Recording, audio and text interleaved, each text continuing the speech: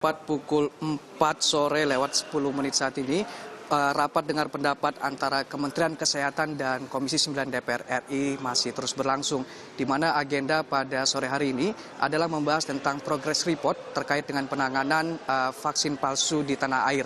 Dan dalam rapat kali ini juga dihadiri oleh Menteri Kesehatan Nila Muluk dan juga Kepala BPOM dan Kepala Bareskrim serta tentunya anggota Komisi 9 DPR RI. Dan dari penyemaparan yang disampaikan oleh Kementerian Kesehatan pada sore hari ini diketahui bahwa Kementerian Kesehatan bersama Bareskrim Polri telah menetapkan ada setidaknya 20 orang tersangka dalam kasus vaksin palsu ini. Dan 16 tersangka diantaranya sudah dilakukan penahanan, sementara 4 lainnya sampai saat ini tidak dilakukan penahanan karena berbagai alasan. Salah satunya adalah karena 1 dari 4 orang tersangka tersebut adalah ibu yang masih memiliki anak kecil.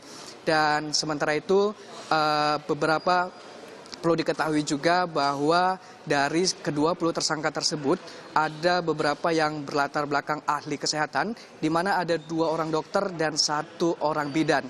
Dan dari pemaparan Kementerian Kesehatan juga diketahui bahwa sudah ada barang bukti di mana ada 22 vaksin yang diduga palsu. Dan dari uji laboratorium dilakukan, saat ini sudah ditetapkan ada 7 vaksin dinyatakan palsu. Sementara untuk yang lainnya sampai saat ini masih terus dilakukan pemeriksaan dan uji laboratorium.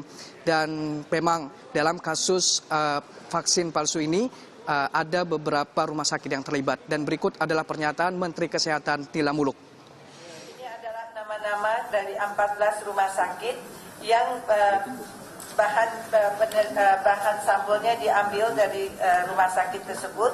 Ada 14 rumah sakit sampai saat ini yang sudah menjadi tersangka, dan karena sampai kepada direktur rumah sakit yang mendapatkan pengajuan penawaran harga vaksin. Meski demikian, Komisi 9 DPR RI menyatakan bahwa penjelasan atau pemaparan dari Kementerian Kesehatan sudah cukup lengkap dan komprehensif. Namun beberapa kritisi dari Komisi 9 DPR RI menyatakan bahwa jika memang limbah dari botol vaksin palsu adalah permasalahan utama dalam kasus ini, maka DPR menuntut kepada pemerintah khususnya Kementerian Kesehatan untuk membentuk tim khusus dalam penanggulangan limbah botol vaksin bekas ini. Tommy dan Rahma.